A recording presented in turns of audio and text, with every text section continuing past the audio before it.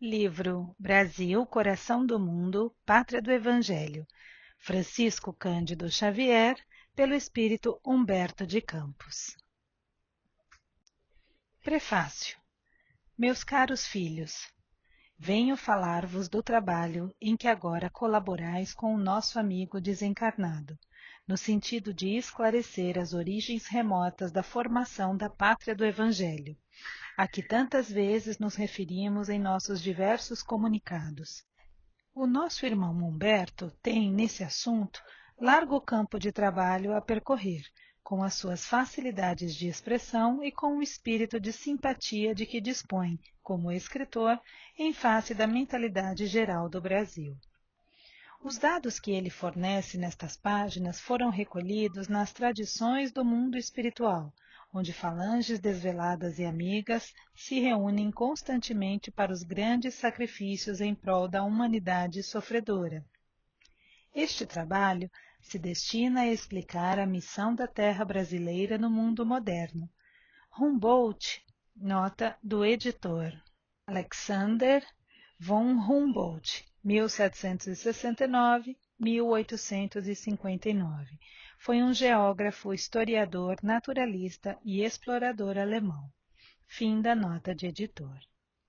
Visitando o vale extenso do Amazonas, exclamou extasiado que ali se encontrava o celeiro do mundo. O grande cientista asseverou uma grande verdade. Precisamos, porém, desdobrá-la, estendendo-a do seu sentido econômico à sua significação espiritual. O Brasil não está somente destinado a suprir as necessidades materiais dos povos mais pobres do planeta, mas também a facultar ao mundo inteiro uma expressão consoladora de crença e de fé raciocinada, e a ser o maior celeiro de claridades espirituais do orbe inteiro. Nestes tempos de confusões amargas, consideramos de utilidade um trabalho desta natureza, e com a permissão dos nossos maiores dos planos elevados, empreendemos mais esta obra humilde, agradecendo a vossa desinteressada e espontânea colaboração. Nossa tarefa visa esclarecer o ambiente geral do país, argamassando as suas tradições de fraternidade com o cimento das verdades puras, porque se a Grécia e a Roma da antiguidade tiveram a sua hora, como elementos primordiais das origens de toda a civilização do Ocidente, se o Império Português e o Espanhol se alastraram quase por todo o planeta, se a França e a Inglaterra têm tido a sua hora proeminente nos tempos que assinalam as etapas evolutivas do mundo, o Brasil terá também o seu grande momento, no relógio que marca os dias da evolução da humanidade. Se outros povos atestaram o progresso pelas expressões materializadas e transitórias, o Brasil terá a sua expressão imortal na vida do espírito, representando a fonte de um pensamento novo, sem as ideologias de separatividade, e inundando todos os campos das atividades humanas com uma nova luz. Eis que, em síntese, o porquê da nossa atuação nesse sentido. O nosso irmão encontra mais facilidade para vazar o seu pensamento em soledade. Nota do editor. Soledade significa a sós. Fim da nota de editor. Com o médium, como se ainda se encontrasse no seu escritório solitário. Daí a razão pela qual as páginas em apreço foram produzidas de molde a se aproveitarem as oportunidades do momento. Peçamos a Deus que inspire os homens públicos, atualmente no leme da pátria do Cruzeiro, e que nesta hora amarga em que se verifica a inversão de quase todos os valores morais no seio das oficinas humanas, saibam eles colocar muito alto a magnitude dos seus precípios deveres. E a vós, meus filhos, que Deus vos fortaleça e abençoe, sustentando-vos nas lutas depuradoras da vida material. Emmanuel. Esclarecendo. Todos os estudiosos que percorreram o Brasil, estudando alguns detalhes dos seus 8,5 milhões de quilômetros quadrados, se apaixonaram pela riqueza das suas possibilidades infinitas. Eminentes geólogos definiram-lhe os tesouros do solo, e naturalistas ilustres lhe classificaram a fauna e a flora, maravilhados ante as suas prodigiosas surpresas. Nas paisagens suntuosas e inéditas, onde o calor suave dos trópicos alimenta e perfuma todas as coisas, há sempre um traço de beleza e de originalidade, empolgando o espírito do viajor sedento de emoções.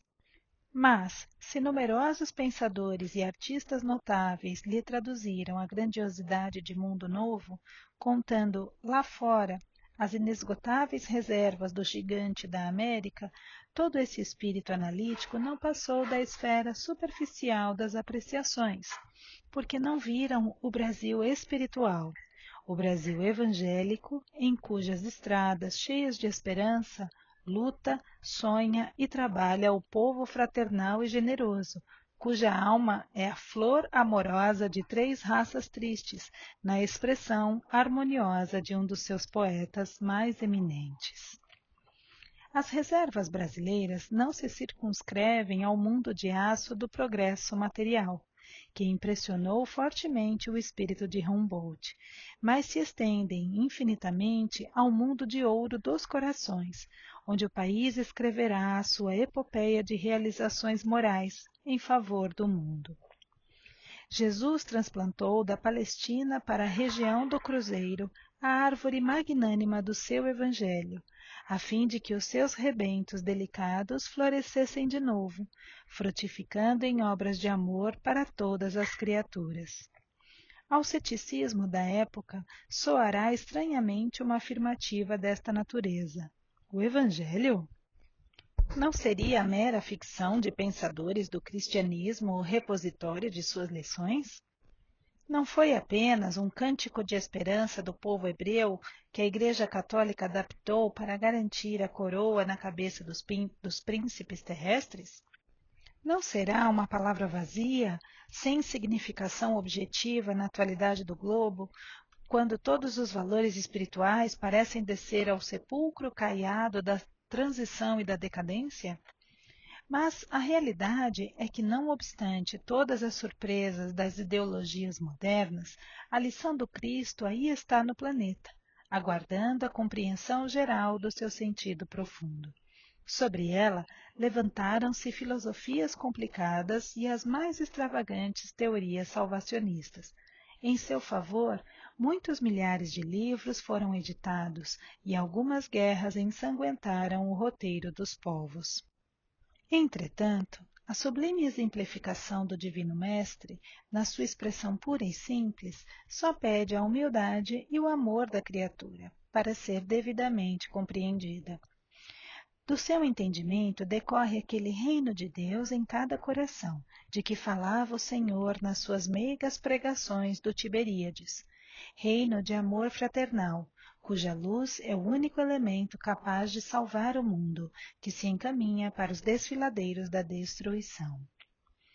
E os verdadeiros aprendizes, os crentes sinceros no poder e na misericórdia do Senhor, esperam, com seus labores obscuros, o advento da cristianização da humanidade, quando os homens, livres de todos os símbolos sectários da separatividade, puderem entender integralmente as maravilhas ocultas da obra cristã. Nas suas dolorosas provações dos tempos modernos, quando quase todos os valores morais sofrem o insulto da mais ampla subversão, esses espíritos heróicos e humildes sabem, na sua esperança e na sua crença, que, se Deus permite a prática de tantos absurdos por parte dos poderosos da terra, que se embriagam com o vinho da autoridade e da ambição, é porque todas essas lutas nada mais representam do que experiências penosas, por abreviar a compreensão geral das leis divinas no porvir. E serenos na sua resignação e na sua sinceridade, reconhecem ainda que as lições do Evangelho não são símbolos mortos e aguardam, cheios de confiança no mundo espiritual, a alvorada luminosa do renascimento humano. Nessa abençoada tarefa de espiritualização, o Brasil caminha na vanguarda. O material a empregar nesse serviço não vem das fontes de produção originariamente terrena, e sim do plano invisível, onde se elaboram todos os ascendentes construtores da pátria do Evangelho. Estas páginas modestas constituem, pois, uma contribuição humilde à elucidação da história da civilização brasileira em sua marcha através dos tempos. Tem por único objetivo provar a excelência da missão evangélica do Brasil no concerto dos povos e que, acima de tudo, todas as suas realizações e todos os seus feitos, forros dos miseráveis troféus das glórias sanguinolentas, tiveram suas origens profundas no plano espiritual, de onde Jesus, pelas mãos carinhosas de Ismael, acompanha desveladamente a evolução da pátria extraordinária, em cujos céus fulguram as estrelas da cruz.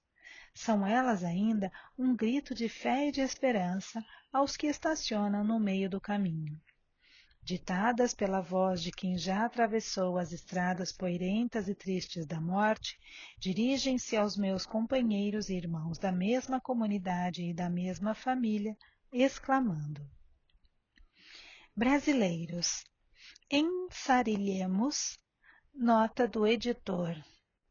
Ensarilhar significa pôr à parte, depositar, deixar, acabar a guerra. Fim da nota de editor. Para sempre, as armas homicidas das revoluções. Consideremos o valor espiritual do nosso grande destino. Engrandeçamos a pátria no cumprimento do dever pela ordem e traduzamos a nossa dedicação mediante o trabalho honesto pela sua grandeza. Consideremos, acima de tudo, que todas as suas realizações hão de merecer a luminosa sanção de Jesus, antes de se fixarem nos bastidores do poder transitório e precário dos homens. Nos dias de provação, como nas horas de venturas, estejamos irmanados numa doce aliança de fraternidade e paz indestrutível, dentro da qual deveremos esperar as claridades do futuro. Não nos compete estacionar, em nenhuma circunstância, e sim marchar sempre, com a educação e com a fé realizadora, ao encontro do Brasil, na sua admirável espiritualidade e na sua grandeza imperecível. Humberto de Campos.